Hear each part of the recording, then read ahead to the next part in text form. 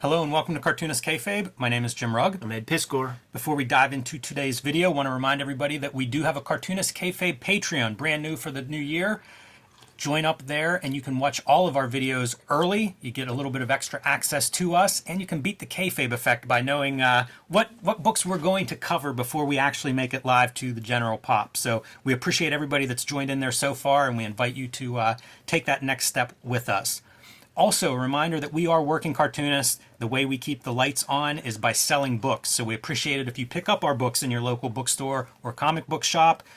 You can see our bibliographies here. Red Room, X-Men Grand Design, Hip Hop Family Tree, WYSIWYG from Ed, Hulk Grand Design, Street Angel, Plain Janes from me, and you can get our books wherever books are sold.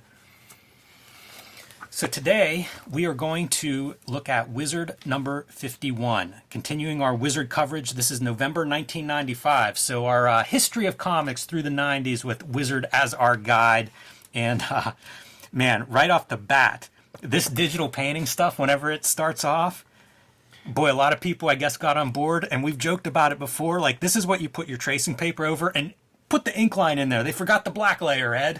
It's true, man. There's no less than 3 covers that had this exact approach, so they really must have, this is cutting edge technology. But the thing is, with the bleeding edge, there is blood. There will be blood. And this is pretty bloody.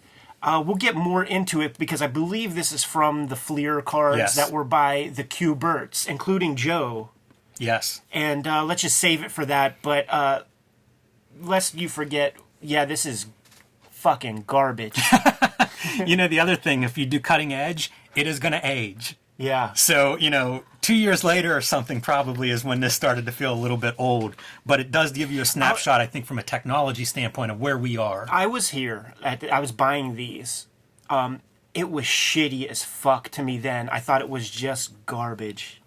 It's funny because in a lot of ways, I feel like this is where we are today in terms of you don't have to ink books. You know what I mean? Like there's not even paper and ink in most of the comics that we see nowadays. So in a weird way, this is the direction the market took. But this was the earliest version of that technology. And it definitely was visible at this stage. The other thing I'll say about context, November 1995, I'm a freshman in college. Yeah. And my comics, I am moving away from comics. I had gone to IUP, Indiana University of Pennsylvania. They had a comic book store there. I think it was Patty's Paperback. I always get confused because they would supply a number of comic shops, including the one that I could reach that was a little bit closer to me. So I would see that on their back issue boards. You know how comic shops would stamp where they came from. Indiana was the source of my back issues. And I was so excited to go to school there and see this comic shop. They closed while I was there. And so I really end up away from comics. But by 95, fall of 95, like Wizard, this kind of artwork, I was completely gone. I was looking at indie stuff at that point if I was looking at anything. So this is new to me. Yeah, Preacher was the only, I would get Preacher, I would have a monthly subscription. Well, on my pull list was Madman, Preacher, very, very few, definitely no Marvel DC beyond that Preacher comic at this time. And this is where I was filling in my gaps of every week, get a couple more bucks in the pocket, and able to get a couple more issues of Love and Rockets, able to get a couple more, 8 balls and stuff. You must have been middle school? Yeah. Man, that's good comic book taste at that age. It's so funny, too, because, I went to those intramural classes, right, with, we know the dude who was a teacher, and I was like, I don't read any Marvel DC comics anymore, and he's, walking around with a Superman earring in his ear and shit, and is like, well, what do you read? Like judging me and shit. And I'm like, there's a lot to read. That's funny. Well, let's get started on reading this issue and see what we can find out. How about Mallrats? Kevin Smith inserting himself into comics pretty early on here. And I believe Gareb Shamus, somebody references Mallrats as being the best comic book movie made up to this point in this issue. Yeah, it's true. And there becomes lots of controversy in the pages of Wizard. Going forward, because I remember Alex Ross going crazy about the Stan Lee part of Mallrats, saying that what about Kirby, blah blah blah blah blah, and then there's a Kevin Smith response, probably in a letters column or some sort of news item piece, where he said something about Alex Ross should quit being such a flag waving fanboy, he calls him. We'll get there. Excellent. Upper Deck Gridiron Fantasy Football Cards. I mentioned this because I saw something posted this week on social media from Rob Liefeld. It was the Executioner ad from Comic Buyer's Guide. I don't know if this is like 32-year anniversary or something. I don't know what the timing is, why that came up. But he showed that along with the rough sketch of it and then like the original art of it. Dude, talk about a great piece of art history. That ad's amazing. And Eric Larson also posted about it and talked about how, the Marvel editors were so scared when they saw this, and they should have been, like when you think about what happens over the next couple of years after that. But they mentioned like it was Larson, Liefeld, and I forget the third guy that was going to go, maybe Valentino, that was going to go do this. They were going to self-publish and own their characters, and it was kind of a small thing in the beginning. And then McFarlane was going to do some kind of hockey cards that didn't go. And that's how they get McFarlane into the fold. I'd never heard that before. Me neither. Makes me curious to see, like, you got some of those mock-ups, Todd, of, like, drawing. Imagine him drawing a bunch of, like, hockey characters. Let's see the Mario Lemieux, Todd. Right. All right, so diving in, you can see your table of contents here. How about that for a teaser image? Jim Lee and Chris Claremont together again. Yeah. David Lapham, Stray Bullets. Gareb Shamus back from San Diego, kind of just talking State of the Union stuff here. I didn't take too much from this, but gives you a survey of where we're at. The one thing that does get mentioned here is the Maxx cartoon, and that's on MTV and doing very well. And so packaged with this issue is the second Maxx like promo thing that they had done. They had done a Maxx half that was a mail-away coupon. I guess this one must have been polybagged, exclusive supplement to Wizard 51. I happen to have one nearby, so I figured I would pull it on. And love seeing his like painted kind of, I don't know, Bill Sienkiewicz almost, mixed media and some line art on there. You would kill for this kind of thing, man, and it just came as supplementary material. Like, the reason to buy this issue of Wizard magazine. Yeah, that's when I would buy Wizards, would be like something like this. Yeah. And this talks about Sam Keith reaching out to Alan Moore to write some Maxx. And I don't know if he actually did or not, but kind of a cool intro piece. But this whole piece is just like inside of his sketchbooks with notes of what's going on. The Maxx originally pitched to Marvel, and whenever they pass on it, he reworks it a little bit and puts it in darker image. Boy, that worked out well, Sam. Yes, sir. I'm so glad that was the fate. But look at this stuff of like the bleeding ink and watercolor. It looks like he's almost drawn on a napkin. Yeah. Putting that stuff together. Probably the old Marvel DC paper that everybody talks about being like toilet paper. His color work, though, it's really cool to see how much of his sketches he's working out in color. Such of that time period, man. Just like all these apathetic, slacker 1990s. Yeah, bringing that slacker, that 90s slacker vibe into like a superhero character. Pretty unique, even though Absolutely. Those elements make sense in hindsight. Not a lot of books that actually did that. Yeah, and like when Marvel and DC would try to do that thing, it's a bunch of old-ass dudes doing it, and it just does not work. I have an art book of Sam Keith's that we should look at some point, Fuck but it's yeah. almost all like this kind of stuff where it's like his paintings and, mixed media and stuff. So pretty cool to see. And, when you think about like contrast of this is what's happening, with a lot of stuff, this digital kind of coloring, and then you open this up, this is the stuff that spoke to me. Sure. Yeah, without a question. And I wonder if this is a little bit of pressure from Hero Magazine that they start putting package in these giveaway ash cans. Yeah, like you used to have to send away for the halves, and now they're having more and more supplemental material. Just passed Competition, a good thing, right? Yes, sir. Just passed up on the Techno Comics ad. So they're still kind of slogging and it's trying to their 1 year exist. anniversary. Yeah, their 1 year anniversary of Techno Comics. And again, I'm pretty much out of the mainstream, but these things look like such a cash grab to me. Oh, totally. Like, That's all. not too into it. Kind of a fun back and forth here talking about comics code and censorship is the main topic in these first couple of letters from both sides of the argument. And it made me think like people were really against that, Sure. the idea of ratings and stuff in comics. And I can understand that, but I feel like nobody is against ratings in movies. And somebody explain to me the difference. Is it just that it's always been there in terms of our life? It's always been there, so we accept the movie ratings? Yeah, I don't know. It's like literary form, like censoring books. Like librarians will come at you with pitchforks as they should. Something that's on the air on TV. I get that. Like maybe you just don't want to see people dry humping. Bongo Comics, Treehouse of Horror #1, October '95. This goes on to be quite the institution, and they put out a really nice collection of some highlights of this recently. That's a beautiful collection. Look at the names. Yeah, that's exactly it. Mike Allred, James Robinson, Jeff Smith. That would become the legacy of these Treehouse of Horrors, of just like really interesting cartoonists doing some Simpsons stories. Yeah. Those are always cool, man. If you ever, I barely ever see those in like a dollar bin, but if you ever do, that is always going to be a good comic to This right here, man, I think this is Billy Tucci genius. Go on. I really, really do, man. You see, like, I don't know if you get this on your Instagram and stuff, man, but like when you go through the people's stories, there will be a targeted ad for like a mobile game, and if you click the link, it'll send you right to the App Store. And it'll be, so like one of these games is very like math based, and you have like a little soldier running forward, and you could run through like say X3 or -2, and they purposely run this guy, like they make him do all the wrong stuff. And when when you look at the comments, people are fucking beside themselves. And the only way that you get people to see your shit is from commenting and interacting with your post. They purposely do the wrong thing to get engagement, and you promote their stuff with your silly rage. Yes.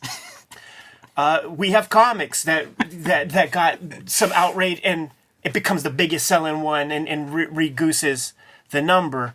And I think that Billy Tucci put 6 fingers on this one hand on purpose to get these fucking neckbeard Wednesday Warriors to talk shit. Oh, what's the name of that comic with the 6 fingers? Like, I need to buy it and make fun of it. There are people who set up their whole brand is talking shit on comics or something, but it's like in the NWA movie when they're in the tour bus and they come to a town and there's like a bunch of fucking shit kickers burning NWA CDs, and he's like, they bought the motherfuckers. Yeah, right. Yeah. You know what I mean? Like, it's all good. Talk all the shit you want and please promote me. But I think that Tucci did that on purpose. All right. Also, this Punisher has that. He Much does. smaller scale. The Zap comics that I did the Red Room homage to, 6 toes on the 1 foot. I think that Robert Crumb was chemically altered. I don't think it was a sales move. But here's my call out to the Cartoonist Kayfabe audience. I want a zine of all of these extra digit pieces, because these exist. They're not always on a cover, but there's lots of examples of this stuff, and we've talked about a little bit of that. Let's just expand it just a touch and say 2 left hands, 2 right hands on one character. Yes. So multi fingers and same hands times 2 on single characters. Yep. Does that great Rob That's a Liefeld? zine for me. I would rather have that zine than any Techno comic ever produced. And I actually think that the Punisher 2099 one, it's real small. I do have the issue and I could investigate, but I think that it's just a bad color piece. I think it's a colorist issue. But there's no question that she has 6 fingers on one hand. Yeah. Any other letters stand out to you throughout that? No, just the imagery of like Maxx on a toilet and yeah, it's funny. I think that it's worth noting just how hot she and all the Bad Girl stuff was. You know, you see it there in the envelope art. You saw it in the letters column. So he gets a lot of attention in the pages of Wizard with she and stuff. And I just don't know that the relationships he makes with it, like if it's just goosed that way. Like, I'm sure it's popular, but it's really popular because of Wizard Magazine. I think he was very smart in marketing and promo. I think a number like Brian Pulido, I think this is whenever I think the guys who are either self-publishing or, doing a lot of their own promo, they really start to step to the fore in the 90s. It's true. And a lot of that is like, you talk to Tucci, he's a regular cat. He has some charisma. Pulido has charisma. And they're making friends with the wizard guys. And you can imagine that these wizard guys are like, the cool guys are actually talking to me? Wow. Yeah, I've you're been waiting right. for this all my life. This is kind of that cult of personality starts coming to comics, right? Where like these characters, McFarlane's a celebrity. These guys start to have not just sitting in their attic meeting deadlines. They're, there's something to be said for I'm a nerd and I get to rub elbows with Eric Larson. It's exciting. Marvel versus DC. So again, like we're at a stage where like the bubble has burst, Yes. sales are plummeting. So you're going to do everything you can to hotshot those books and try to get some sales. And the Marvel versus DC massive universe crossover, what could be bigger? Do you think that another title for this could be Marvel and DC in a handicap match versus Image Comics? That's interesting, man. Yeah, yeah. Except that they do end up crossing over with Image. You know, like they'll bring Sure. Image into it too, because like really it is just, we're sinking. Yeah. And we need to sell some stuff. But it's kind of cool to see what they do. And, you know, it's easy to sell this, right? Batman versus Captain America, Hulk versus Superman, Wolverine, Lobo. It is funny, some of the choices. But it's an easy sell at this point. Like if you're just trying to sell books, that's about the shortest pitch you could make that somebody ought to understand. Yeah. It's still the stunt casting, still the hot shotting. This time they're doing it with characters. They do it in different ways right now, just trying to grab headlines with, you know, altering characters and things. Having a girl Thor or whatever. I thought this ad was pretty neat. Jeff Loeb and Tim Sells, I think their first Batman story, you know, and you think of like Long Halloween and all the stuff that they did together. I don't remember Batman Ghosts. Like, I think this was the first go for that team. Yeah, I don't either. And it would make a lot of sense because the like Tim Sale as an artist grows in different ways than what we're seeing right here. Like his line becomes more like sort of static. Mm-hmm. Less kind of detailed at this level, and he allows for a little bit more organic of a feel to his pen. But I would be curious to see this. Send 2 copies to the Kayfabe P.O. box because I can't see myself buying it. It feels like a pretty neat piece of history. It's not something that I remember seeing anywhere either. Never, Again, yeah. like going through boxes and stuff, I don't remember seeing it. But it's a neat piece of history because those guys do some serious Batman work. And I think that might be the start of it. And a serious collaboration between both publishers. That's true too. You Yeah, know, hundreds of pages between together. them, they do a ton of stuff. I never see these Charles Vest books, and I would love to check them out. But you never ever see that. I don't know that he ever distributed them in a real way. Yeah, I don't know if the whole series came out or not. What are they planning? Like 6 or 7 issues, which is pretty ambitious for what he's doing. And it's team up with different writers, including like Jeff Smith, who I remember talking about this at some point whenever we were talking. He was part of the Spirits of Independence, Charles Vest. And I wonder if it's something that he just ran into trouble in terms of the market plummeting and distributors folding. Like maybe these 6 issues didn't all come out. I don't know. Well, I haven't seen one issue ever in my life, man. And he's, like I said, he's always like one of the added names in the Spirits of Independence conversation when you hear about the tours and all that stuff. I've never seen the comic, and I like his work. Like if I would buy it sight unseen. I just never ever see it, and I just wonder because like he seems to me like one of those like auteur drawers, and sometimes Yes. with that administration doesn't come with that. You're a unicorn in the business of comics if you could handle your administration and be an artist of the level that he is. Yeah, and if you look at his work, I don't think of him as a fast dude. Like No. he's putting a lot of time on those pages, which again interferes with that business side of it. So yeah, I don't know, man. He may have been one of those 90s casualties because I think that Spirits of Independence group, I think a lot of them really struggled as things went bottom up.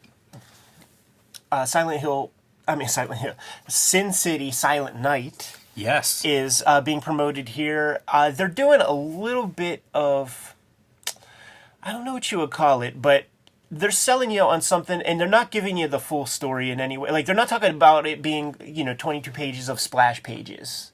Yeah, and almost wordless. We have a video on Silent Night, everybody. Go check it out if you haven't. This was one of my favorite comics. This is one that I did pick up at the time. Yeah. And it was one of those, like, probably like G.I. Joe, 21 for a generation before that, where I was just like, Miller's a dude I was just in tune with at that point, and that book was shocking to me.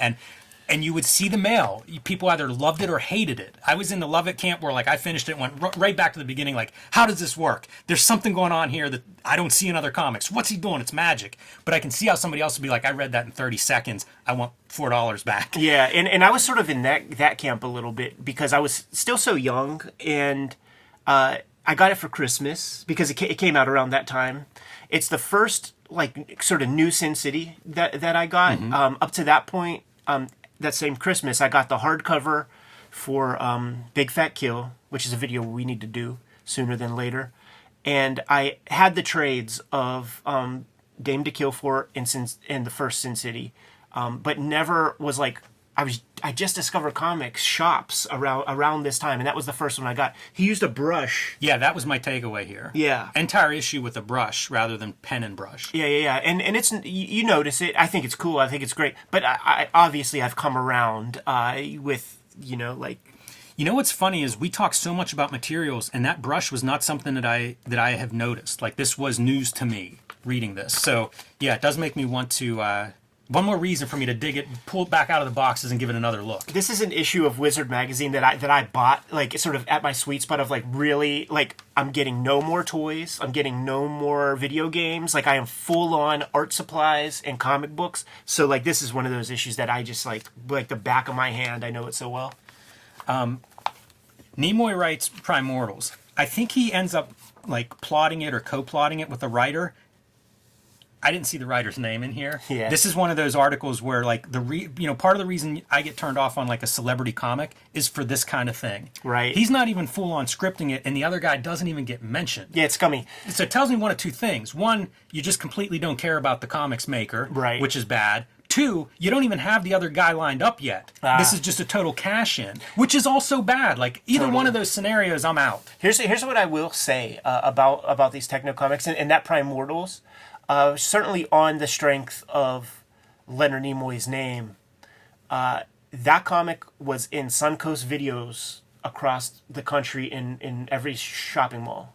So it got some distribution. It's just too bad that that's the comics that gets the distribution. It would have been in that back section, sort of towards where the anime is, where there would be just the tchotchkes, little Captain America tumbler glasses and shot glasses and stuff. It would be amongst that, but it would be the only comics there. And this is an era where, like, I'm at that stage of fandom of comics where it's like I need to develop my tastes further. Just give me every comic, and then I will start to make my decisions. That is I recognize as a bad comic. Very young. Anything stand out in these company updates? There might be.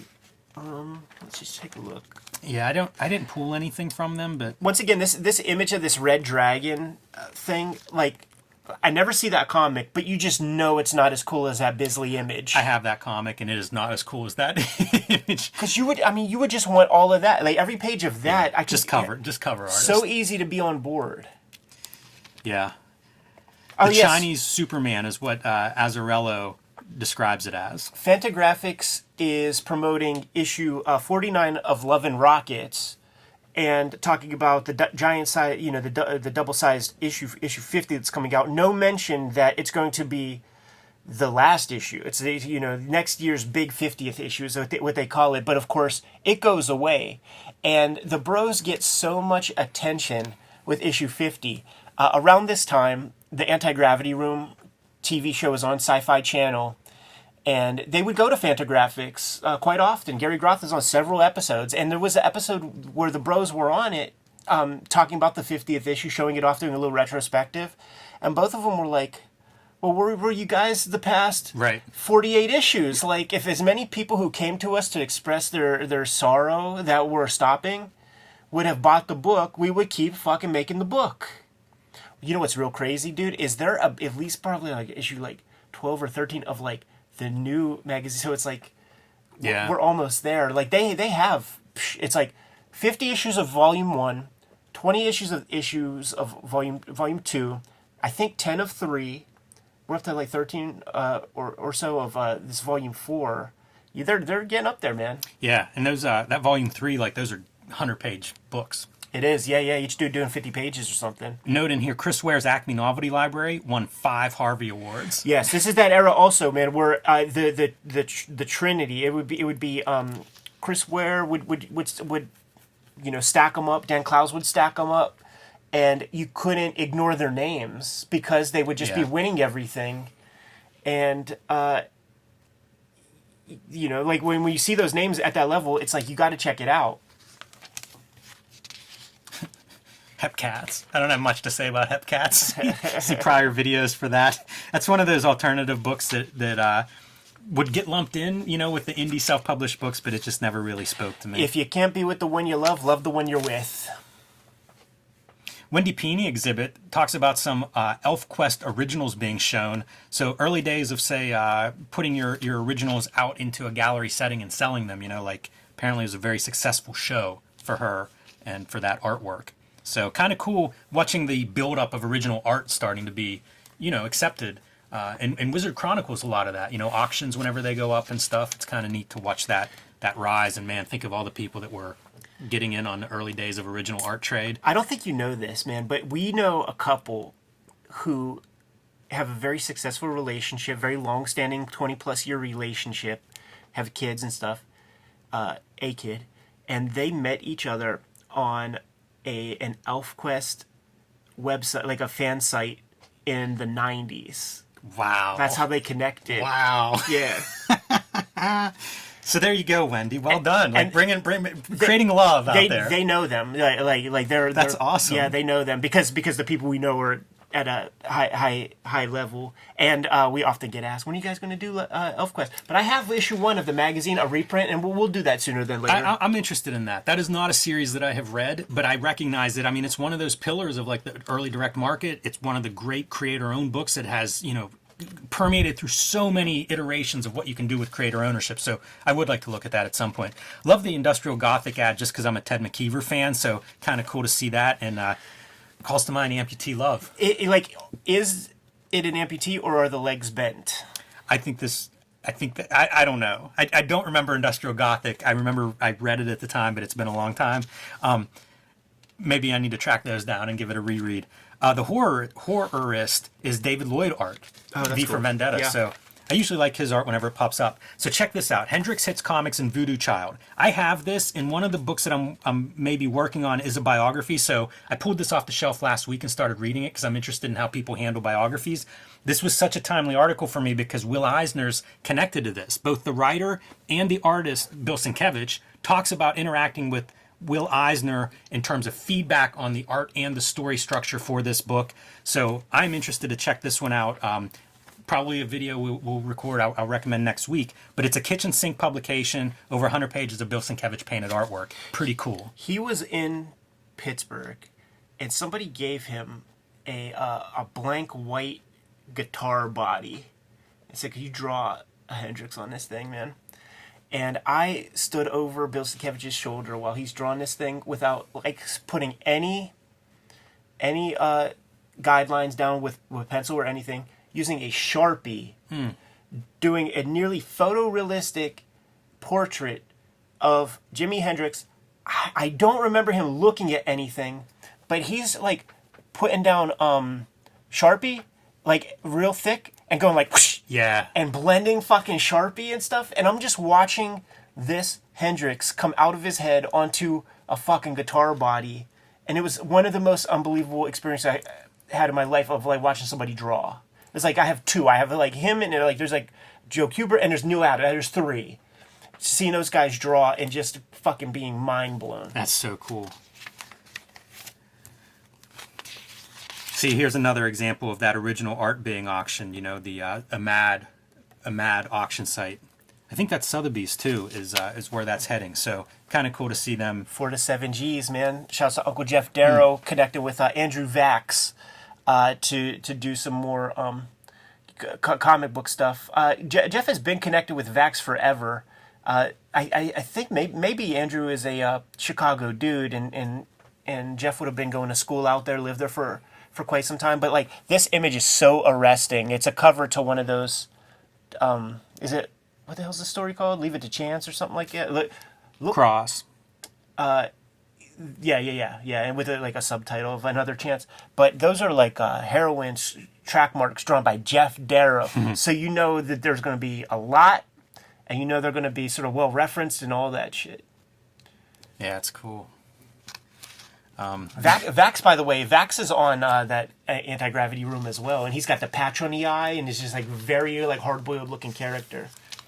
Jerry Siegel's typewriter that he says he would put on the train to go to New York and type out his scripts on the train on this typewriter, like the 1930s laptop. Unbelievable.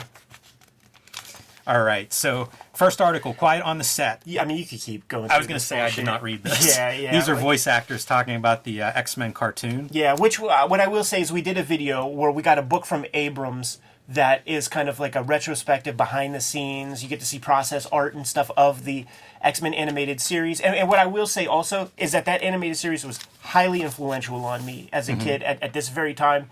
It's an opportunity to give a second pass at comic stories that Chris Claremont had to come up with on the fly month after month after month, so they could add a little bit more agency to these stories. I feel like you don't even need the caption to know that he's probably Sabretooth with that image right there.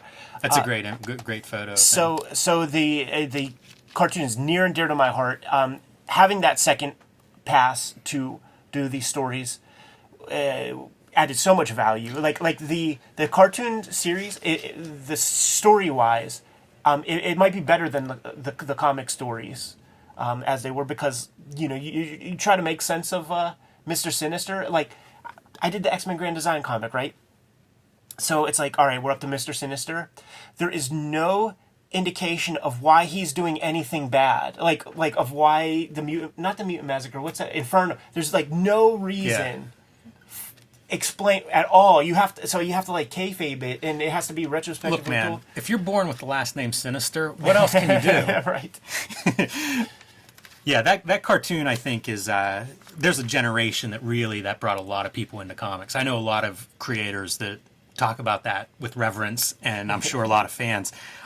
Just to mention this ad, this is your Kubert X-Men set. So there's your cover image from this wizard. This is another one that I just don't care. Yeah, fuck that. This is Evangeline, formerly Vampirilla model, and this is a time of like booth babes and bad girls, and you can see it even with the ads that they pair up with that. It's ridiculous. But again, I think of Sports Illustrated swimsuit issue, and I bet there were fanboys that were loving this direction of Wizard. Body count. David Lapham finds pleasure in the painful, violent world of stray bullets. So awesome, man. The first couple of issues of Stray Bullets are out at this point, and he is talking about self-publishing, writing and drawing his crime series, the 8-panel grids that he uses that are very cinematic. 25 years old at this point. Unbelievable. Yeah, I think he started doing that Valiant stuff as like 19-year-old. Yeah, it's really cool. There's a little background of like he quits his job before he gets married. At his fiance's encouragement, Maria, who becomes a publisher for David Lapham, encourages him like chase this dream before they get married, and that's when he gets that Valiant job.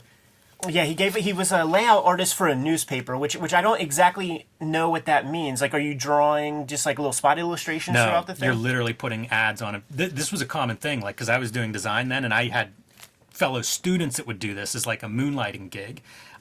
It started out as like waxing paste ups, literally building your page layouts, and then of course it becomes digital pretty early on. Well, I don't know early, but in the 90s when I was there, like that was transitioning to digital, and that was what a lot of I had other people in my graphic design class. That would be a job you would get. Which, not a lot of future there. You think about what newspapers do following the 90s, but yeah, that was a thing. And benefit to the comics fans that he moves out of that pretty quickly and gets into comics. And if you read Lapham, you can see, like, talk about a guy who's built to make comics. Absolutely, man. And I mean, at this time, like when he was with Valiant, he would do 2 books at a time. So he's fast too, with his ability. And he was ride or die, man, with Jim Shooter, like doing the Valiant stuff. Jim Shooter leaves, he goes with them presumably, and does the first Defiant books. Yes, and they do San Diego in '94, and it seems like everything's good. And he finds out at the end of the week, Defiant's over. Writes Stray Bullets on the plane ride home. Writes Stray Bullets #1. And that, we looked at the collection. We looked at like the first 7 issues of Stray Bullets that were collected in the hardcover. Yeah. A lot of great material in the back of that. So go check out the video and see like script pages, layouts, design ideas, lettering practice. Yeah. So a guy who's going from penciler and maybe inked a little bit of his stuff to writing, penciling, lettering, publishing, designing the covers, everything. Big step, but man, a 25-year-old with a lot of energy and a lot of talent. I loved Stray Bullets. That's one of those books, whenever I'm almost done with comics, keeps me in comics. This is on my pull list also. On the strength of Palmer's picks, like what he would talk about, like 90% of the books that Palmer would talk about would go right on my list. But then like just any of the like fantasy stuff just kind of wouldn't. the stargazer or whatever, like these weird ones, wouldn't happen. Just like the 11 Rockets conversation earlier about how it's like 50 issues for that version of the series, and then all the stuff that's come since. This round of Stray Bullets gets like, I think 40 or 41 issues. I think he's done that amount with this like new round. Yes. You know, that Sunshine and Roses or whatever it's called. I think he's done maybe 50 issues, maybe more issues of this latest Stray Bullet stuff than he did of this old material. And I bring that up because he talks about Stray Bullets being a project in his bibliography, not the project, but I mean, he went back to the well, and we're lucky for it. You know, if you're going to do crime comics, Stray Bullets would fit any story that you had in mind. And he manipulates it that way, right? Like when you get your Amy race cars, you could tell that that's a reprieve of all the horrendous stuff he puts his mind through to create these really fucking heinous acts that are done in these Stray Bullets comics. Like, a part of being a writer of fiction is empathy, and you gotta have a reason. You don't have to personally agree with your characters, but you have to give them a reason why they're doing the things that they do. That's got to take your mind to a dark place.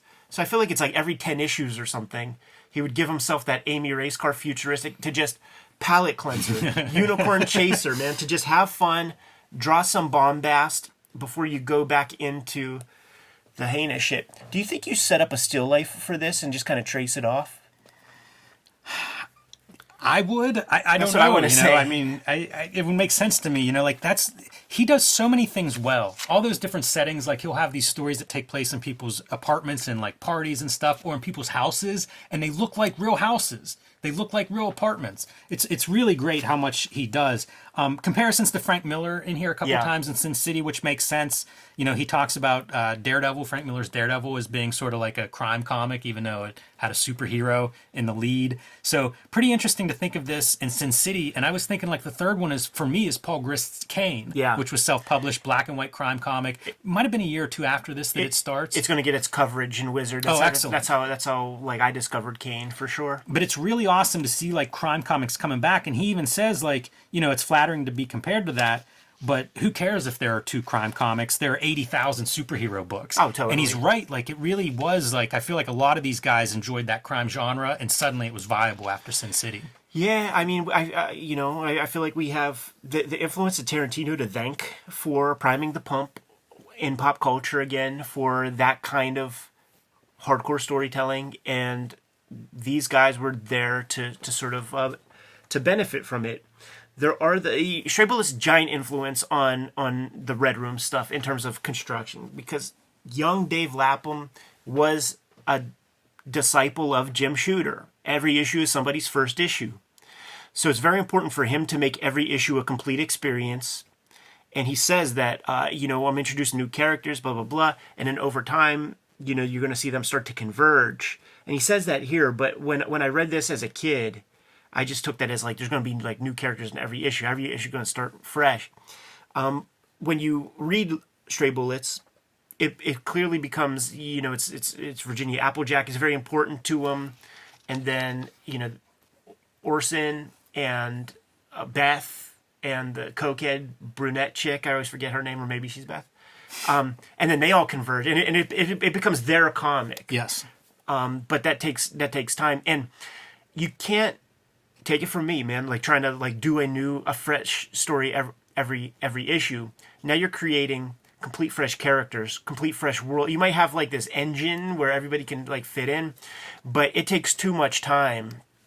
If you're good, he did bi-monthly. It takes too much time to design full new characters and situations and scenarios, and reasons why people are doing this or that every single issue. So he really paced it out incredibly well. Yeah. I dug it. Like I said, it's one of those things that really kept me around. The Tick is your casting call. I don't care much about that, but it is interesting since we've seen 2 live action Ticks that Right. It has been cast a couple of times.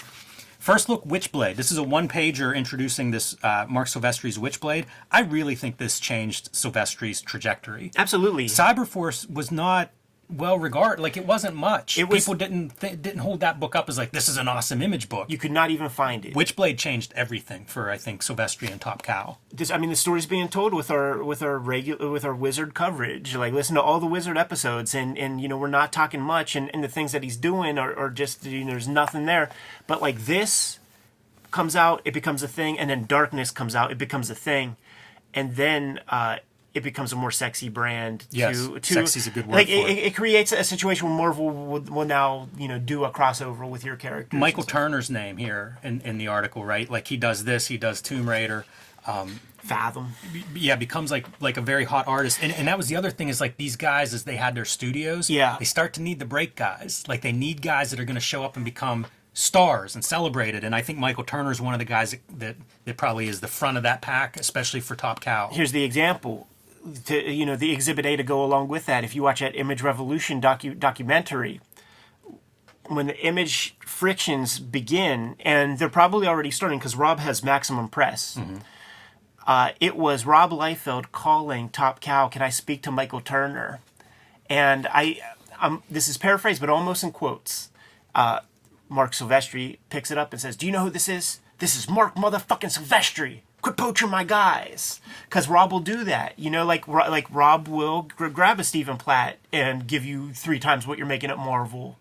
Or grab Kiko Taganashi from Steve Olive and set him up and stuff like that. So like, it was business at that point. And it was a business where the guys at the top of this pyramid were able to make big bank. Rob talking about making $1 million an issue or something. So like, it's not insignificant to do this, but like, there's morality conversation, that's outside of business. Yeah, a lot of note where that it's for Wizard magazine. I feel like that's 2 pages that really have some legs. Yeah, no pun intended. right. All right, Greg Capullo telling us how to draw, and this time talking about settings. Yes. Exteriors, interiors, putting in details to sell wherever it is that you're, whatever environment you're trying to build. I love this. Yeah. This makes total sense to me. I think everybody could learn from this. And talk about a contrast. I was thinking of like the desk shot with what I would see in Image Comics year 1. Right. It's like very believable office compared to what we were seeing in some of those early Image books. Let's talk about this real quick. So number 1 is a general exterior shot. Sure. And it could be like, like, let's say the Statue of Liberty, and you could tell people that it's New York City without telling them that it's New York City. And then you get to the second one, specific exterior shot. And I remember as a kid reading this, like, well, isn't it the same thing? And it's not. So like, you establish New York as like the macro setting, but then you zoom in a little bit on apartment window or something. That's your specific exterior shot. Interior shot, self-explanatory. Just load it up. And I think he says something here. The game where you pick out the things that don't belong in a picture? Well, this is the opposite. If you are in a hospital room, fucking load it up so that beyond the shadow of a doubt, nobody would mistake that for, a police station. One of the things that I think really doesn't work, spotting blacks. There is no focal point in a lot of these images. Ty McFarlane's inking that stuff, and he was just so masturbatory with the tick marks, and he just wanted Steve Olive and Ollie Optics to like show up. When Capullo draws naturally, like this is a natural Capullo drawing for what he said. It still has the McFarlaneisms and stuff, but he uses blacks. It's just McFarlane, wants to put cyclone fences inside the house. Backsplash. Cyclone fence backsplash. That's a crazy perspective, like here's your faucet, like your point of view is like you're behind the sink looking out at all of this stuff. If we didn't do this issue, like that might be on the docket soon, man, because that was a very controversial issue. I think it's the one that might show Spawn hanging from the neck. And, yeah, you might be right on that. And on all the TV shows, all the like what they called magazine shows back in the day, A Current Affair, Hard Copy, it was the same. There would be this black librarian lady who was like, this shit is Spawn's a black character, and you have this guy lynched and hanging from the neck on this comic book cover, and like my grandsons bought this thing. And the exact copy that I have is on newsprint, and it's I got it from Giant Eagle on the spinner rack from the not the direct market, but the newsstand. So it's a, you know, the Angela issue is a big one, but like that was. I had a Kayfabe send me this issue because I had it as a kid and got rid of it, and somehow we must have been talking about it in some capacity, and whenever I revealed I didn't have it, it showed up. So that is an issue that people hold near and dear. It's also a singular issue, you know, like it sort of it's a complete episode, which would lend to the Kayfabe treatment. Drawing board, always a lot of fun. And again, man, she was really burning it up. And I wonder, because we're seeing like envelopes and now we're seeing drawing board covers, if part of the appeal too is this is a creator-owned character. You know, like Billy Tucci, in a way, like that was the dream for all of us. Sure. I want to draw my own book and my own character and have it be in Wizard Magazine. And so you see the fans are like on board with that. Yeah. That's a fun looking Wolverine. I don't know if that's color pencils or what, but that's a wild looking piece. It's so funny because like I still make the mistakes that this artist makes, and almost the exact same pose. If you look at my Fried Pie X-Men Grand Design issue 1 cover, the foreshortening on the top of the legs, like the femur, it's not easy, man. Like to like do that right, and I do it about as well as that guy. so and my torso's bent the same way.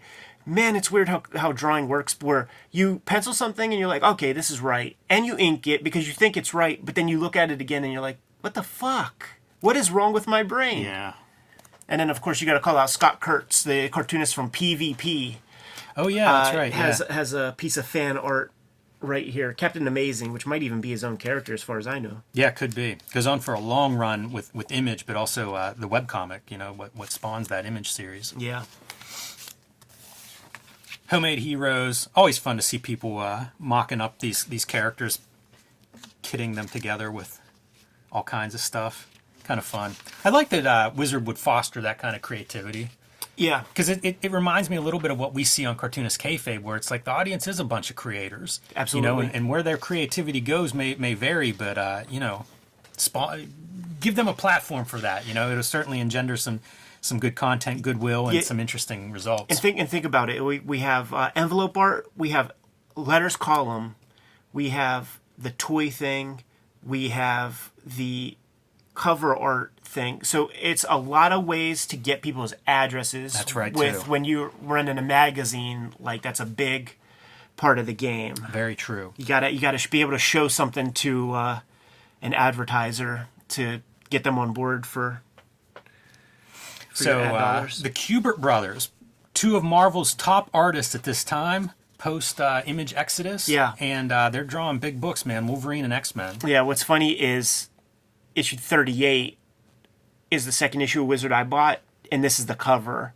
So just like Cosmopolitan magazine, you know, every, you know, January of whatever year teaches a new techniques on how to jerk off your husband, like Wizard has a machine. So it's like, what, every year we got to do our Kubert Brothers interview. Hey, man, if you paid for it, use it as many times as you can, right?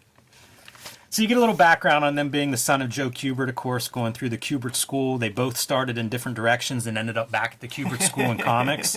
And then kind of like working their way through the business. You know, Adam started lettering at 13. There's a new term that's come out in the past month and a half called Nepo Baby. Ooh. You hear about that? No, I didn't, but I can see where that's going. And just it's some of their language, you know, like where you could tell that they're, whether they know it or not, they're full Nepo babies. But it's that kind of thing where, oh, my dad made it way tougher for me, and it's like, shut the fuck up, dude. Like you're in the game. Like I bet you can get some FaceTime. I bet Paul Levitz might have come to a dinner or two in Dover, New Jersey, kicking it with you guys. Yeah, and this isn't wrestling where like the promoter's son has to get in the ring with the guy who doesn't like the nepotism and may Right. drop you on your head a couple times. Right. But yeah, like the Nepo baby thing appears, and certainly with some of the language that they use in here. But listen, they do the work, right? Like Right. they did that Doc Savage, which I thought that the ad was real freaking sharp. It was cool. I've never read that, and they alternated Andy and Adam. One did pencils on two, like issue 1 and 3. Yeah. And then inks on issue 2 and 4. So they flip-flop the penciling and inking, which I think is kind of cool. They did that exact approach on the Batman Predator that we looked at. We have a video. Dave Gibbons wrote the story for them. And they did the same approach, where one guy, drew 2 issues, the other guy drew 1. There it is, right there. Mm-hmm. Probably the first time I saw that image. They could draw like I'm an Adam fan, man, and I've endured Andy Kubert plenty on X-Men during my methadone stage of buying X titles. One of the things that comes up in this is Andy Kubert talks about taking over X-Men after Jim Lee leaves, and trying to kind of maintain that look. It's so clear too, and I never thought about, like, in my mind it was always, because I left before Jim Lee left X-Men, but I would see those issues still, and I remember thinking, like, that's a guy imitating Jim Lee, right? And of course, like, this is those days where, like, you tried to have continuity. If you were a fill-in artist, you tried to kind of make it look like the book looked before and after you, and I never thought about Andy Kubert, like, intentionally trying to follow Jim Lee and do some nods to the Jim Lee style. They did a really cool run on Spirits of Vengeance before that. And sometimes Joe would pop in on that, too. And they still had a lot of the Kubert ticks, like to the inking and shit. So to me, it was very clear when they really start to adopt that Jim Lee-ish style. Adam talks about the issue like 79 of Wolverine that was like all 2-page spreads with Sabretooth fighting, and it's like gatefolds and stuff, like 3-4 pages. I've got that. I don't have that, and I would like to look at that. I might have 2 copies because I bought this collection that definitely has it, and I have my copy in the other room, so I could slide that to you. And the last panel, it's funny, they talk about like that last page had to be done a couple of times, and he thought that like the claw was supposed to go into Sabretooth's brain, which it does, but they like leave it off cam, and it becomes so.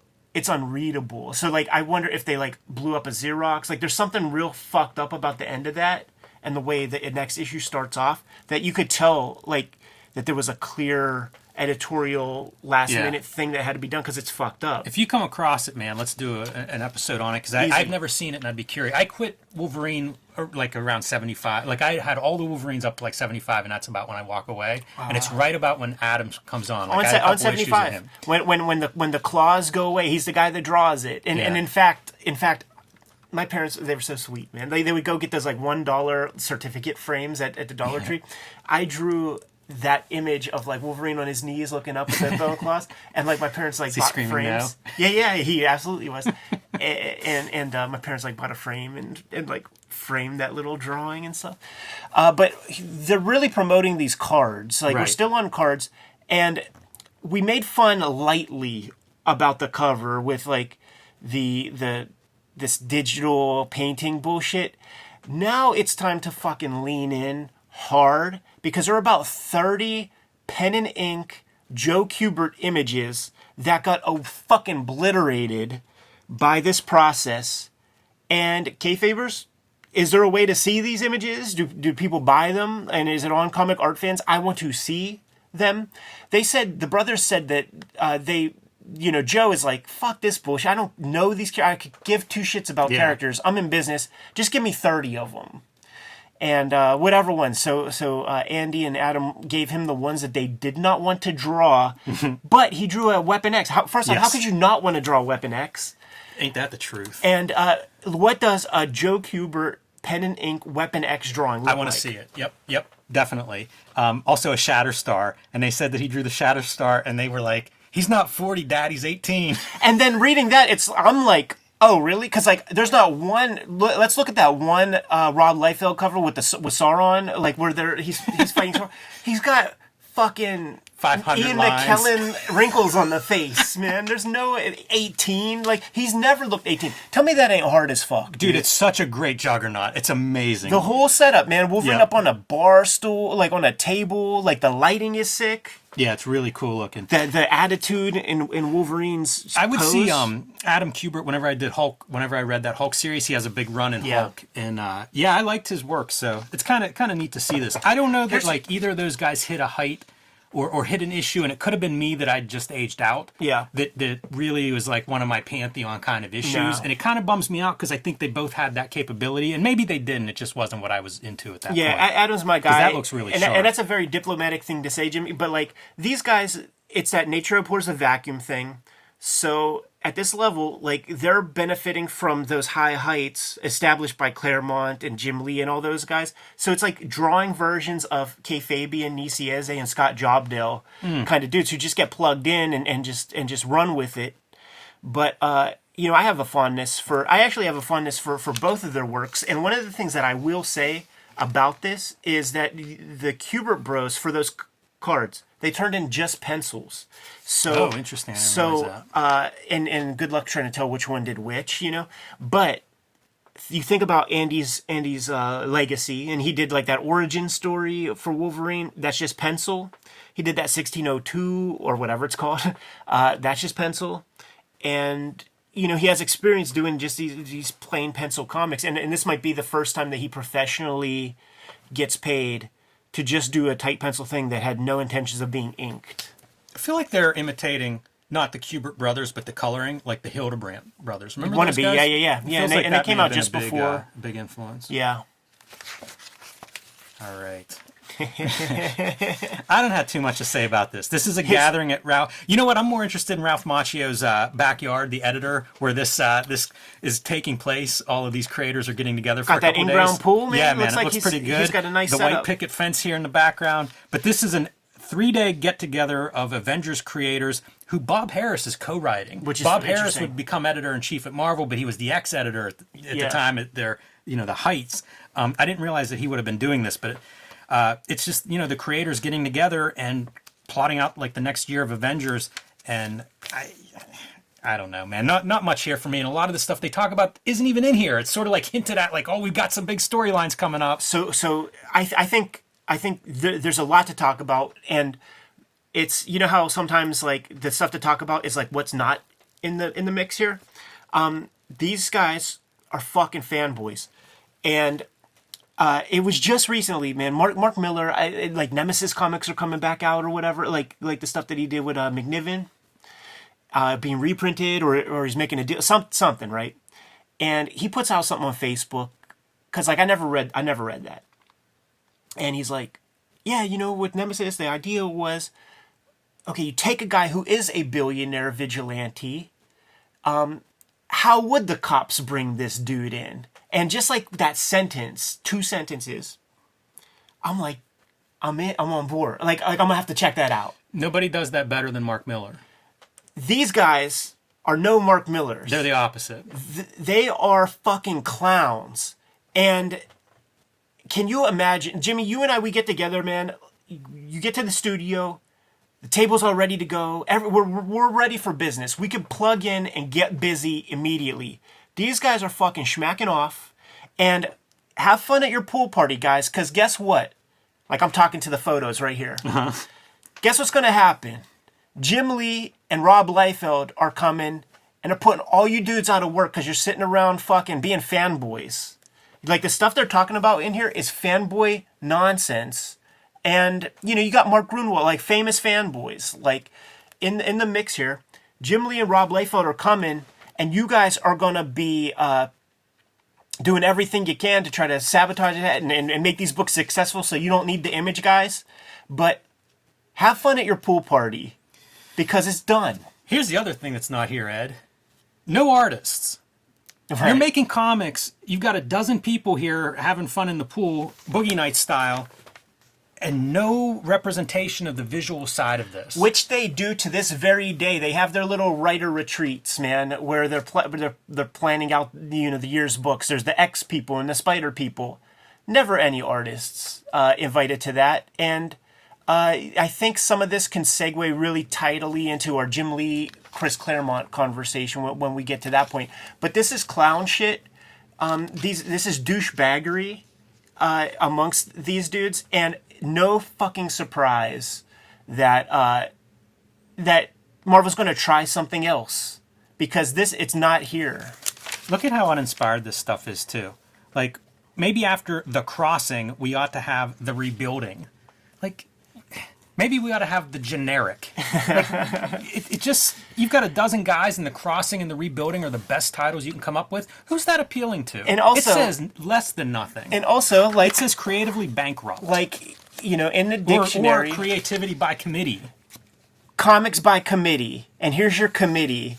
And when you have Michael Turner mentioned, and you got Gen 13 out in the mix, and you got this cool, hip, young energy, and you got these fucking dudes, it ain't happening. You need some fresh energy. Let's spend 200 words on how do we feel about doing a number 0 issue? Right. Yeah. Guess what? It doesn't matter what the number is. Do a good comic. Yeah. The number has nothing to do with it. That's what I'm saying, dude. Can you imagine? Like, we would fucking go insane being in a room with these dudes. And you know, it happens. Like every now and then, we try to spread our wings. You and me and Tom, we get sent to Phoenix, Arizona. So it's like the West Coast, a bunch of cartoonists that we don't get to see too often. You know what? We hang out all the time, guys. Let's spread our wings. Let's go hang out with this guy or that guy. And we do, and we all come running back fucking traumatized because they talk clown shit.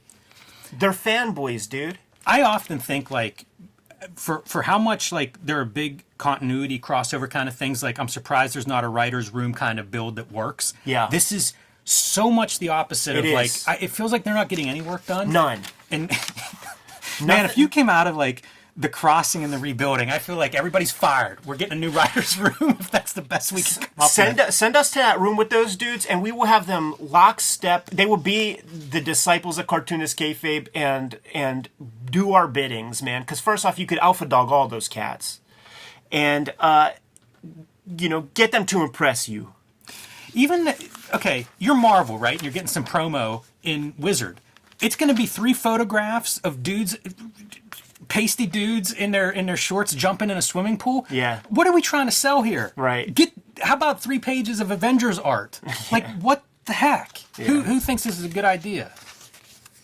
And you wonder if Wizards just having fun. Making fun of them. Yeah, exactly, right? Yeah, like these guys are out of touch as fuck. Speaking of out of touch, Marvel has bought the Ultraverse. And they don't know what to do with it. There's like one thing that has like a little Spider-Man face or something. Yeah, this is Techno Comics all over again for me. And that's a bot ad, right? Like that's like they bought this insert. Like, look at that Spider Prime. Yeah, that's weak. That Prime though, I like the Prime drawing. I don't know who West is. You know, this artist is not somebody I'm West is familiar drawing with, like all that shit. But I forgot about this. also, man, create a new character. If Black Knight is your front and center character, you're doomed. It just goes to show you like the withholding nature, right? Like they're not gonna have This isn't gonna sell ever. They're not gonna prop up these characters that they just bought with like something, Spider-Man. Here's another one. Like, talk about generic. Oh yeah.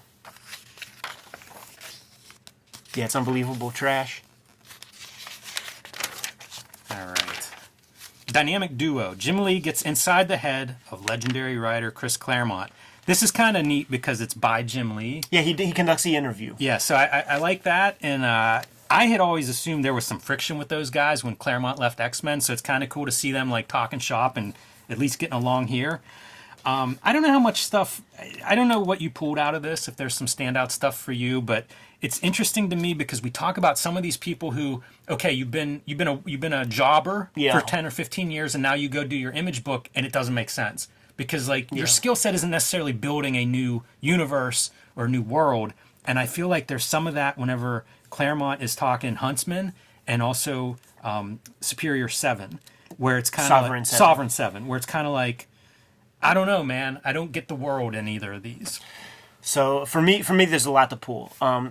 First off, Chris Claremont, you said you thought there was friction or whatever. Chris Claremont just wrote some Wildcats for Jim Lee to draw, and it was a highly publicized thing. That represents the last Jim Lee comics I ever bought. Like from that period of like buying. Yeah, comics. I bought those. Those are the last Jim Lee. Like, so when you show off your DV8 or whatever the fuck, or that All-Star Batman, like I don't see that shit. I'm done with him at that point. All that fanboy talk that I talked about, it's kind of apparent here a little bit. In one of the questions, Jim Lee asked the question, are editors the real writers of comics these days? That's which a good question. Goes back with that piece that we just saw with that Avengers stuff. And Chris Claremont parrots the thing.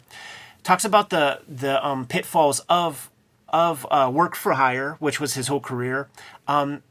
Jim Lee, it's so interesting. Like when he asks Chris Claremont about figuring out different ways for Claremont to kind of get a grasp on his X-Men characters and keep them away from everybody else. And then you think about like the Siege Perilous when the X-Men are supposed to be disappeared. It's a business move for him. It's a strategy for him to separate the X-Men from the rest of the Marvel universe. You know, like when you read it this way, like that was a move for him to do that. And so the sort of vulgarity of work for hire comics comes up in the conversation, and then Claremont starts talking about his Sovereign 7. I used to call it Sovereign because I didn't know how to say that word. Sovereign 7. But what does Chris Claremont do with Sovereign 7 is the deal he works out. He's able to like mix these characters, his creator-owned characters, with the DC universe. So now he owns a lot of stuff that DC has to approve. He can't do anything with it. He's beholden to DC forever. That's a bad move, but that's a fanboy thing, you know. And that's not thinking business. You know what? I disagree with that in that it's unknown. That was a weird new business wrinkle. You think like often I talk about like I think the Deadpool Liefeld deal is the best deal, you know, like that a creator gets for a creation. This was also a time when DC's doing Milestone and like Vertigo's doing like what they're calling creator owned. So I think it was a lot of like unknown. So if you had an option of like owning characters, especially with Image being explosively successful, I think you take it and maybe don't think about like what is the actual future of this. Like suddenly I can't do it. I can't reprint stuff. No. Like you're not hearing what I'm saying, man. Like okay. So he made the deal that say Garth Ennis and Steve Dillon did. Yeah, we have this creator-owned thing, but at least if you keep it to you don't have Superman in it. Like now you definitely need. So let's say it's unknown. Preacher deal is unknown. But they're not injecting Green Lantern in it, where you're definitely gonna have to get approval to have Green Lantern in your Image comic, you know, or your Random House book. You know what I'm saying? That's bad foresight on his part. Because like, when in the universe are you going to be allowed to have Superman in your Fantagraphics book? You know what I'm saying? Like that's a dumb move. Yeah, you're not reprinting that without permission. Exactly. And with permission comes vig, you know, like DC's going to want a piece of that. So there was some good stuff to take away, but that Huntsman thing, the story that you talk about being like the last Jim Lee that you bought, that was a crossover too with Cyberforce. So you get Mark Silvestri and Jim Lee drawing your character, and Claremont's in that Amazing Heroes before Image publishes a book. He's in Wizard Magazine. He's going to be part of that group, and that was his character. It was going to be him and Wills. It just doesn't work. Like over and over, it doesn't work. And he finally gets that character to show up, you know, like a 4-part crossover with 2 of the top artists. That character was like so generic, right? It's a Punisher. It was with a sword. Yeah. So it becomes. I bought those too, and remember almost nothing about him. It becomes the swordsman character that Rob uses for the Avengers books. You know, it's the same deal. Same guy. You got a weird collar. And we said it before with like Hardcore, the Valiant series that Jim Lee did the cover for issue 1. If Jim Lee from this era can't make your character cool, troubles. And they gave some good money shots to that Huntsman character, but it's just a dude with a Pat Sajak parted hairdo with some knife blades, man. Yeah, I don't remember too much about him, but didn't make the splash. I was psyched for that. Like I wasn't buying those books, and I bought it because of that. Highly promoted, and it wasn't too good. Highly promoted. I also get interested in reading these Wizards where it's like, oh shit, this problem they're talking about is exactly like I hear people talk about this today on the internet. Do you think there's too much material out on the stands? Mm-hmm. I feel like that is a conversation that continues to be had. And I don't know the answer to that. You know, like I always say, it's hard to complain about too much good stuff because with volume, you know, your percentages just play out. But also, like, there is so much stuff. Yeah, you know, like, I mean, you have the conversation too long, it becomes gatekeeper talk. So, like, the cream rises always. You know, like, the best stuff always kind of, like, pushes ahead. Hey, I've been critical of all these different, like, Ultraverse and stuff. I'm not afraid to say New Men, totally generic looking as well. And then whenever I read the Sovereign 7 descriptions of like Cascade and Cruiser and Rampart, again, like none of this stuff sounds appealing. And none of it looks good. None of it sounds good. Yeah, and it feels like it doesn't feel honest on and I love Chris Claremont, but like it feels like he's trying to make a comic that the kids will like. Man, I don't know what kids, because let me read Finale's description. Can hold her breath underwater and withstand the ocean's pressures. Are you trying to sell it? Right. Wild. Manga scene, talking about some early anime breakthroughs. Yeah, and this will be the stuff that comes to the States. You know, like, it's cool talking to Jeff Darrow of, like, being from that area, that period where he would see Akimbo the White Lion on UHF. And what do they call it here? They, like, because we call it Space Battleship Yamato, but they call it Space Cruiser Yamato here. So maybe the language isn't completely codified. What's real fascinating right here, Yes. is that there are video stores that are getting straight up, like, you remember back in the day you would rent a tape and there would be that FBI blurb on the beginning and you just, like, never pay attention to that. Like, apparently they had that was part of their gig, you know, like bringing funds into the feds by busting bootleggers. We've seen this, though, like, talked about in past columns. Yeah. Of trying to crack down on these bootleggers. And, like, this is a story of a video store in New York City getting shut down and confiscated. Like, they're really doing it. Yeah, that's like their whole deal. And it's a interesting conversation because you need people to know about something, and clearly there's no deals being made in the States, so this whole store is able to crop up and you know, spread the word. So on one hand, you need that help to, like, spread the word. You know, Peter Chung was on the channel and he got hold of the Cobra animated series from the super early 80s or late 70s, and it fully influenced him on Aeon Flux, but he got those bootlegged. So, you know, did those ever come to the States? I don't think so, because almost everything that comes to the States gets an English translation. I don't think there's an English translation of anything but, like, one movie. So you need it, but then, you know, when you get it, then you start to flex your muscles. But one of the things that got taken down was selling clamshells with a Ninja Scroll before it had the translation, and I would absolutely have bought that shit. Yeah, this kind of went through, I remember comic book conventions In our having friend- it in, like, the early 2000s. I feel like there was a crackdown. Things got so out of hand that there would be these booths, and I remember seeing these guys at Pittsburgh Comic Con. I have a bunch of black clamshells over there of stuff. When movies that came out just before VHS was a thing, the deals that they signed were bad deals, and you could not get Eraserhead on VHS legally. Yeah. You could not get Wild Style on VHS legally. The deals were not made with the weird distributors. And I know Charlie Ahern, the director of Wild Style, in the back of Source Magazine, there was a personal ad where you can send away to get Wild Style. It was an anonymous P.O. box. It was Charlie Ahern. He did it. So some of that stuff, like maybe the black clamshell fucking Eraserhead I have over there, David Lynch got the money on that maybe.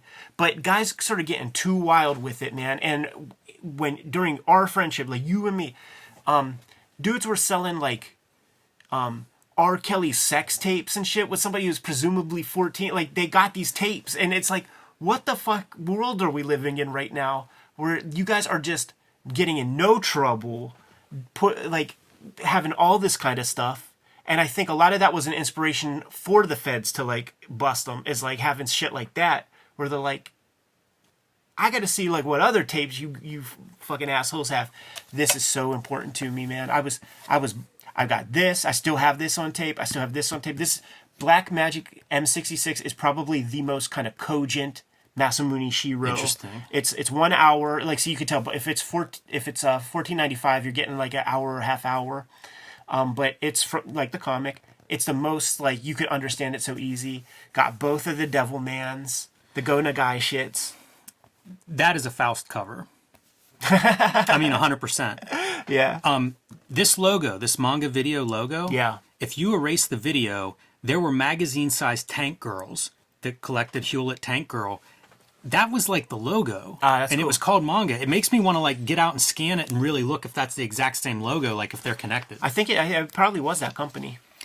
All right, man. Palmer's Picks, always the highlight of Wizard for me. And this time, looking at Harvey Pekar and his wife Joyce Brabner's comic books output. So Harvey Pekar, what can you say? One of the great auto-bio self-publishers. You know, one of those things, if you thought about the influential comics, American Splendor really I don't know how you have comics history without that book. Yeah. You know, that's a huge one. So after going through cancer, he and Joyce Brabner collaborate on Our Cancer Year, a graphic novel that probably pushed some of his work into bookstores. And, you know, a self-publisher who had kind of a mainstream audience appeal in some ways. David Letterman appearances and things. All on the strength of... And now he gets book distro with it. No. Like, he gets it way earlier, because the reason you get on David Letterman is because he made the deal with Doubleday. And with the Drew Friedman cover, man, like, that shit was in bookstores before any of that talk. Like, he enjoyed that 1986. Oh, interesting. Because he was a part of that shit. And that's the stuff that... It wasn't David Letterman finding some douchebag with these, like, little self-published nonsense comics. It was the Doubleday deal, and they probably made the first deals to get him on Letterman, and then his personality kind of keeps him there. But, you know, this is a guy that brought me into the game, and he would just show up in the oddest places.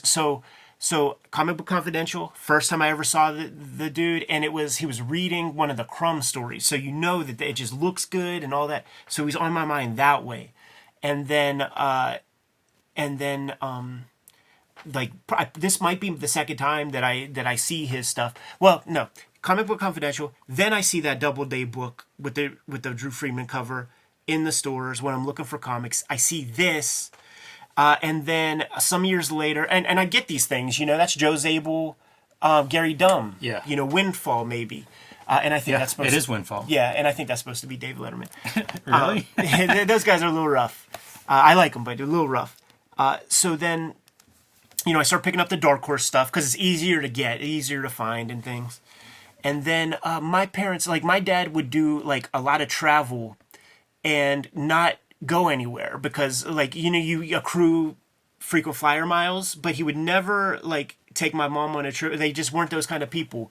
So there's this like service that you get in like probably junk mail or something, where you can you could sell them or trade them your frequent flyer miles for magazine subscriptions. And we always would get like so many magazine subscriptions. So like already, like I'm out of the Kubert school and my folks got a subscription to like Entertainment Weekly. And Crumb, like American Splendor Crumb strips, like new ones, are showing up in Entertainment Weekly then. And then he's talking about the forthcoming American Splendor flick. And I'm like, what? That fucking blows my mind. So then go see the flick and all that. And on the strength of the flick, I go back to my Dark Horse American Splendors that I got on the strength of being sort of energized on the comic from this article. It has a photo cover of Harvey. And it has that like fake laser printing, like when you had a Time magazine subscription and it would, you know, the dot matrix printer. It had Harvey Pekar, P.O. Box, yada, yada, yada. Like that's the one that I used to send a dude comics. And they never got bounced back, returned to sender. It went somewhere and it didn't leave. Sent 2 rounds of that to Harv, and that's when I get the call, dude. That's amazing. But it kind of comes from this in a lot of ways. Yeah, it's a pretty good coverage. Because again, like if you're reading Wizard, I don't know that there's much Harvey Pekar mentioned before this one. It's true, and Joyce makes it a point too, like the Art Cancer Year piece. Like they both write the thing, and she, you know, when you talk about like art therapy, I think we've had this conversation a lot. Maybe not necessarily on the record, but talking about like comics as art therapy and how it might not actually be the best use, It's hard to imagine that you sit there all day slaving over comics, how that's almost anything but like wallowing in misery. And they actually kind of acknowledge that. And they're not saying that it was like a therapeutic thing necessarily. It's like, no, like we're sort of reliving it, and, you know, for better or worse, which is kind of almost like that could be the name of like American Splinter's ironic title. But if it were being super honest, it would probably be like For Better or Worse would be a good title for the series. Recommended reading, we mentioned the Book of Ballads and Sagas, which is the Charles Vest book that's coming up, so it does get some shine. But Schizo, Ivan Brunetti's... Schizo from Ivan Brunetti, which I always knew as Fantagraphics, originally published by Antarctic Press, Absolutely. Which I had no idea was Antarctic Press. Yeah, for sure. Ben Dunn, the publisher of Ninja High School, he did some shit. Like, first off, he did our Homeboys comic, man. Jason Lex, the awful science fair, he did that. But he did, around this time, and we'll get there within the next couple of issues maybe, Box Office Poison. Alex Robinson. Yep. But yeah, he did the first 3, and it's the one with like super tiny Ivan Brunetti head, like talking to Jesus or something, and just lettering, where he's giving Jesus the what for. That's funny. Totally. Antarctic Press, the guys who brought you Ninja High School. It's wild. And that's pretty much it, man. Yeah. Anything else stand out? Top 10 as usual. Although you see all the Bad Girl art is big, X-Force is big, and Quesada with self-publishing there with Jimmy Palmiotti and Ash #1 making an appearance. Yes. It's interesting to note, like, 2 Marvel books, no DC books. Yeah, and Kind of gives you a snapshot of where things are, I think. Yeah, but there's so much editorialism, and you just can't take any of that too seriously. Paul Smith on Doctor Strange. Which is the good and cheap. So a lot of people call this out as being great. It's probably not so cheap anymore, but like a lot of people want us to do this. Paul I'd be Smith, curious to Doctor look Strange. at that. There's some interesting Doctor Strange art over the years. Like I just pulled, I think, issue 50, and it's Marshall Rogers penciling and coloring. Yeah. So there's a lot of cool stuff there. Boy, these picks, wow. Talk about a bunch of books that I don't think look too good. I mentioned Treehouse of Horror earlier. That would be my pull out of this group. Mm-hmm. But tough time for comics. Yeah, I think we've said it in some of the past episodes, but like when you think of why comics really suffer in the 90s, I don't think it's just distribution. No, it's true. And then like it's like this era of Daredevil is they're just dragging this character down further and further and further and making him shittier and shittier and more goth and just sad and dopey and all this. And so what's going to come after this is like I think it's Kurt Busiek and Carrie Nord put a different spin on that character and make him kind of more. They fully redo it and like make him kind of more. You see smiles on Matt Murdock's face every now and then, and it celebrates a lot of attention, pretty soon because it's just like we're done with that Daredevil. Like you've dragged him through the ringer so much. Scud is at issue 9, and there was some talk like the first couple issues are going for big money at this point. Yeah, it's one of those kind of breakthrough self-published books. Yeah, making a little bit of noise. J. Scott Campbell praising Humberto Ramos's art on Impulse, foreshadowing to what we're going to see in Cliffhanger, right? Totally. Also, Ghost in the Shell shout out for the 2 books that he calls attention to. Which makes perfect sense. And shouts to the wizard designer for squeezing his head like a lima bean into that space. Really fucking stupid. So many 90s fonts all throughout the And how hard are they pushing these Kubert? We've got almost probably a dozen pages spread out in this issue, including the cover of promoting these cards. Absolutely. There's an ego column, and that's about it. Yeah, I was going to say anything hot writers, hot artists, nothing too shocking there. Stephen Hughes makes the list from Lady Death and Evil Ernie, so that's kind of cool to see his name on there. Bill Tucci at number 3.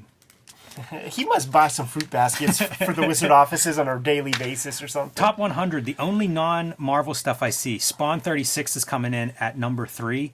Gen 13 is coming in at number 6. And Spawn Blood Feud. So Spawn continuing to be a hot book.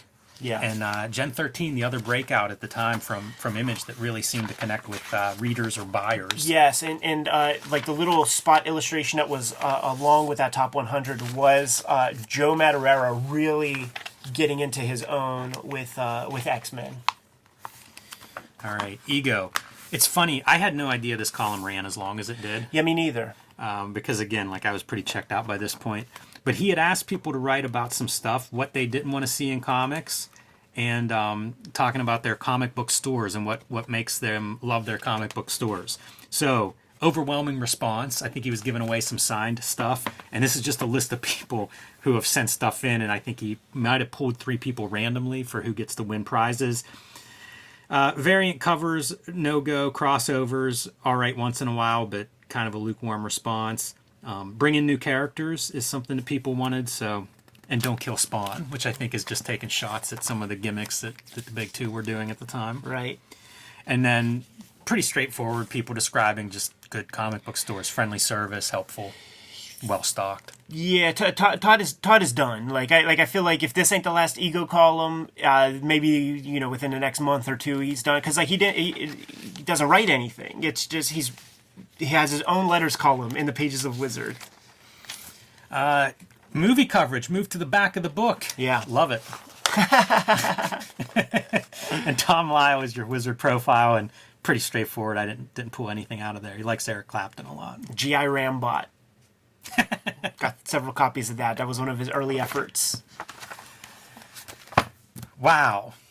Ed, I thought this was going to be a short episode of Wizard. What happened? It a lot to complain about, I guess. It inspires conversation, Jimmy. It sure does. Yeah, I mean, like I said, a lot of this is new for me because I was kind of, this is me checking out a comic. So a lot of the Wizard coverage that we'll have going forward will be me from kind of a somewhat removed perspective looking back at it. Just like with the Dave Lapham... The Dark Ages for me. Yeah, just like with the Dave Lapham piece, you would have these sort of oases in the pages. And we still have forthcoming in future issues. We have the Todd Klein lettering piece, which is amazing. You keep teasing it, man. I'm looking forward to it.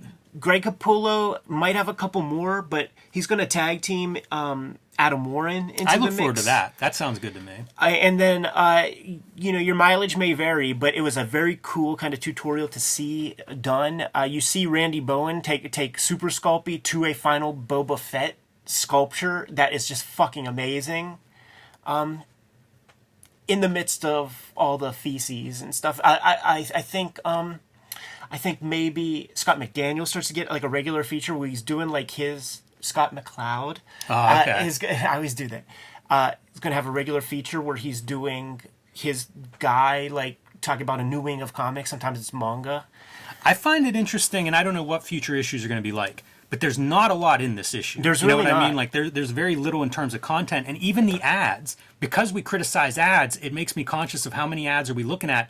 We used to see ads where it'd be like, there's a dozen publishers putting out, paying for space in this magazine. And now we're down to a couple. Techno Comics and Valiant. And I mean, even Marvel putting the Ultraverse in there could have been a legacy deal that the Ultraverse had, that Malibu had, that they're just honoring. Because I don't see a lot of Marvel ads. The ads that are in there are cards. Right. Yeah, they're still trying to do that card thing. Like there's a business for that because of those, like Magic. Magic was such a... And I mean, these card games persist. People love these Pokemon games and things, and everybody had their card game for a while. It spawned a third magazine for Wizards, Toy Fair, and then there was the card one, whatever the Inquest, I think it was called. So what we did skip over in here is they talk about the upcoming McFarlane toys, and there are all kind of plans. Like that thing, as Ego is winding down and he's letting fans write his Ego column, I think he's doing toy shit like berserk. Yeah. Because they've got like Wetworks, Youngblood has another wave, there are all the Spawn toys coming out, and I think I'm forgetting one more. And it's just like, geez, man, he has like seasons of toys planned that are outlined in here. So I think the McFarlane toy stuff, high gear. Yeah. At this point. Totally. It became overwhelming, like as a consumer. Like, and I wonder if that spins off, because there's the toy magazine too. And I wonder if that's up and running because there's a little bit less toy coverage in here than I would expect, given what I think is a hot market. Yeah, we talked about that on previous episodes because they did their piece about how it becomes a thing. Anyhow, man, it's crazy 90s, man. Documented in the pages of Wizard magazine. Education for me. And there is a whole grip, dozens of people in a live stream chat room watching us as we record, talking about the various comics that some of them... Some of the people out there might have had to jump on eBay right away to go buy their Ultraverse comic or something. Wow. Yeah, I was going to say, what are you buying out of what we just looked at? maybe they're making it so that I could still no longer get those Charles Vest comic, a few ballad of whatever that was on eBay, man. But we have a Patreon where, depending on your level of support, you're getting all the videos that we put up each week before Gen Pop gets to see them. That link is in the description below. But Jimmy, what else do we have out there, man? We have books out there, Ed. You guys can pick up my Street Angel Deadliest Girl Alive and the Plain Janes out in print right now. Hulk Grand Design will be out February 22nd. Pre-order that one if you didn't already, because there are a finite number of those copies, so reserve yours today. And Street Angel Princess of Poverty you can pre-order now, coming soon from Image Comics. And finally, join me on patreon.com/JimRugg, where you can see more of my comics and art, and you can download out-of-print zines and minis there. Red Room is the focus right now for me. I have 2 trade paperbacks of that out in the wild right now. Red Room Trigger Warnings and Red Room The Antisocial Network. It's a 10-year anniversary of Hip Hop Family Tree. Get those comics while you can. X-Men Grand Design still on the racks, and WYSIWYG you might be able to find if you look deep enough, but support the work so that we can keep making these videos. And I'm serializing new Red Room comics on my Patreon for $3. You get the archive, new strips every Tuesday. Hit the link tree so that you could get to all those links and destinations. Jimmy, tell the people what else is out there, man. Subscribe to the Cartoonist Kayfabe e-newsletter at the links below this video. You can also pick up Cartoonist Kayfabe t-shirts, mugs, hats, fanny packs, stickers, and more at our spread shop. That link is also under the video. Another great way to support the Cartoonist Kayfabe channel. Give them those marching orders and we'll be on our way. Read more comics.